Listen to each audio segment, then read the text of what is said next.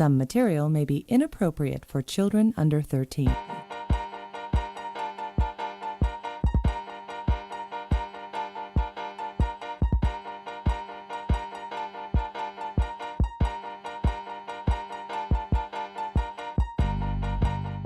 What's up, guys? Welcome back. It has arrived, and a few days early, I might add. This came on Saturday, which was the 2nd, right? Right? Oh. It came on Saturday. I wasn't expecting it till this Monday, but the tire and tube is here. Now the tube came way before the tire. The tube actually came 2 days before the tire. There's a tube here. And just make sure it's the correct tube, make sure it has the bent valve. We'll get into all that. I'll show you close-ups later. The tube came, but you know, the tube's neither here nor there. This is what we're here for. Let me adjust that real quick here. Now, look at that. In comparison to what the Tesla has on it already, this, I'm very interested to see how this is going to ride. This is almost flat, you know, especially when that's going to be inflated. So let's get to it, shall we? So I guess first things first is we have to undo these pedals here, right? So let's get started with that first. That's the wrong. What I have for my job. I have some liquid tape here. This is for putting the connections back and sealing everything back up, so you know we can maintain some level of waterproofing. And I've already taken these off, so we're just gonna go for it. Let's see what we got here.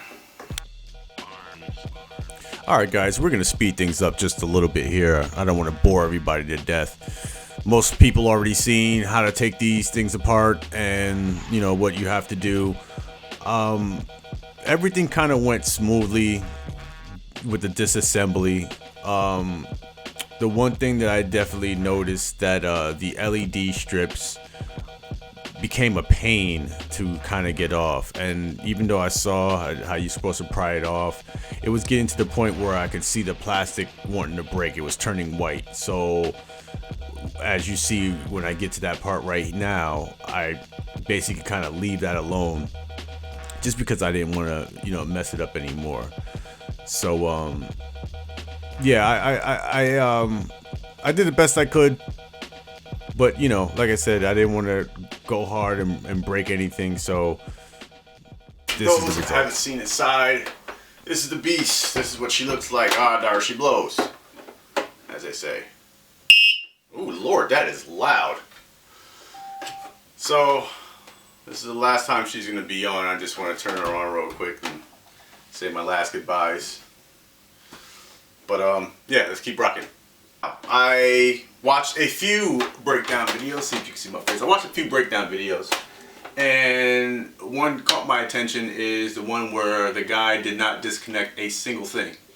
Not a single thing. He just literally just pulled the battery out, pulled the board out, unscrewed the wires. There was enough room for him to get this out so where he can just pull the tire out, and he didn't really have to take all this apart.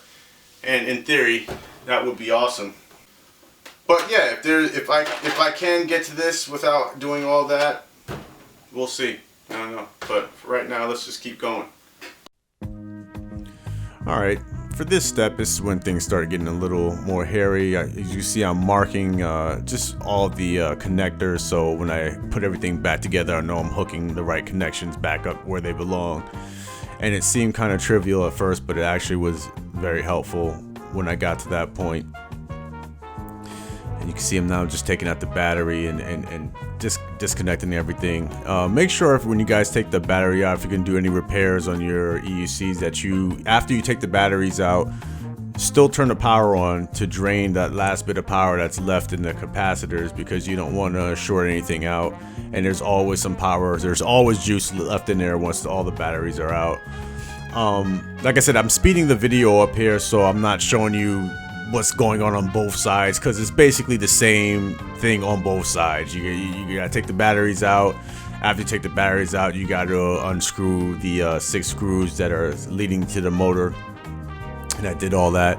And like I said, I wasn't going to disassemble the entire EUC at first, as far as like taking every single wire off, but I actually ended up taking it apart more than I wanted to, as you can see here. So I'll just shut up and let you watch the video.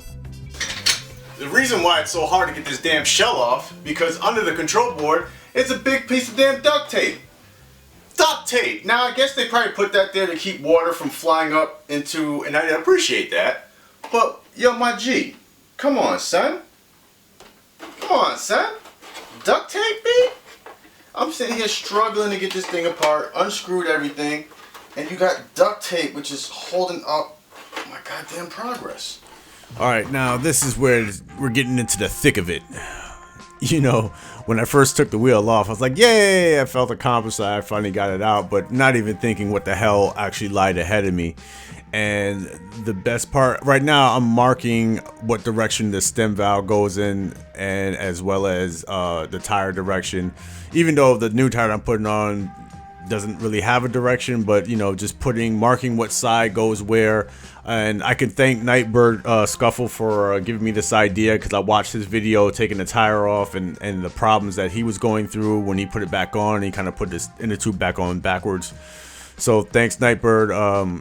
You know, just it's helped me incredibly just to have those marked out, because you don't think about that stuff until it's too late, you know. Right here, this is me taking the tube out, which was you know, easier than taking that tire off. I didn't show you the entire struggle of me getting that tire off, but trust me when I tell you guys, it is a struggle. Make sure you have the proper tools to take your tires off. Make sure you have either a heat gun or a hair dryer to heat up the tire, and it makes it a lot more easier to kind of pry it up over the metal ring. I had a hell of a time, I'm just gonna tell you right now. And a lot of people, you know, if you do not have even if you do have the proper tool, taking those tires off is not easy. And getting it on was way easier than getting it off, as you can see. But yeah, just take your time. You don't want to damage a good inner tube, or you don't want to damage a good tire just, you know, trying to get it off. You know, changing this tire, the exciting thing was I still had a backup tire and a backup inner tube. God forbid something happened later on down the road. I don't have to order, I don't have to sit around and wait, I can just swap it out.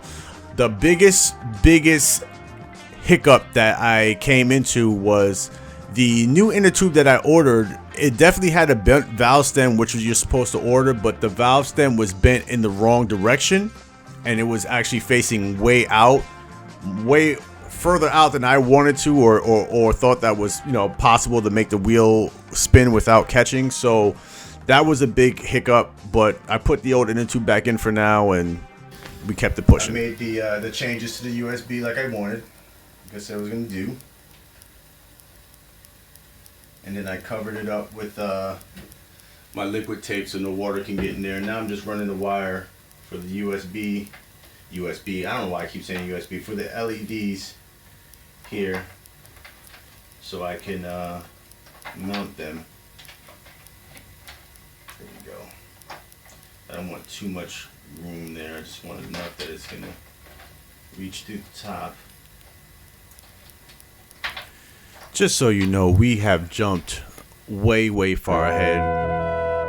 Like I said, this was not an easy tire change, and I also did the upgrade where I took the USB port out of the front because I do not use it, and I hooked it up to an LED strip so I could have basically lights in the back for brake lights, and just so people can see me coming, and just add some more flavor to my EUC. So more tinkering, and that's pretty much it. But like I said, I spared you guys all the headache and hassle of the long video, and let's get right on to the end results. Just another quick look at the tire.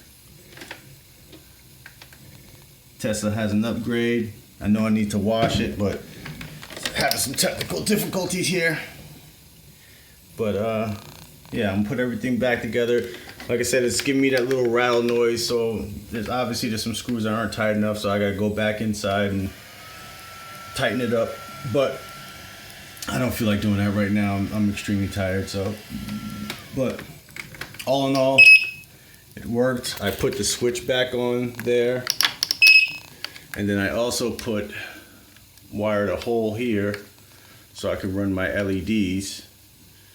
That's going to the LED. I moved that. So, you know, the USB is inside now.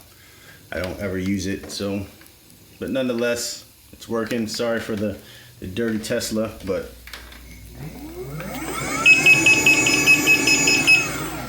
she's working great.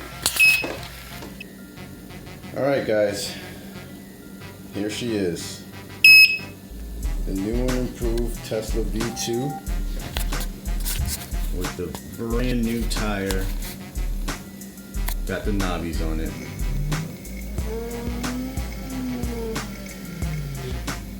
Only thing I didn't do was give her a good wash down. But now, here comes the best part. Check that out. And with this remote control, I can change the colors. Oops, did I get the wrong remote? Oh no, never mind. I can change the colors to whatever.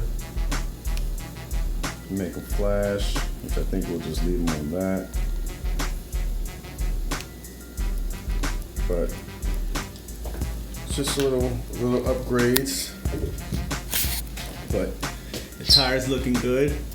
It was a pain to get on, but it's on there.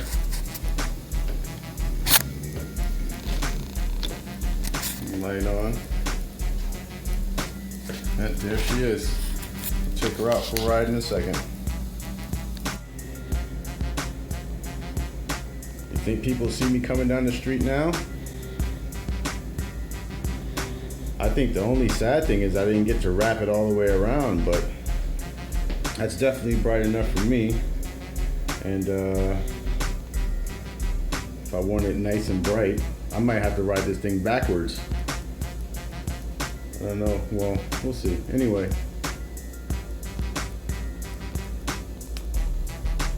That's it.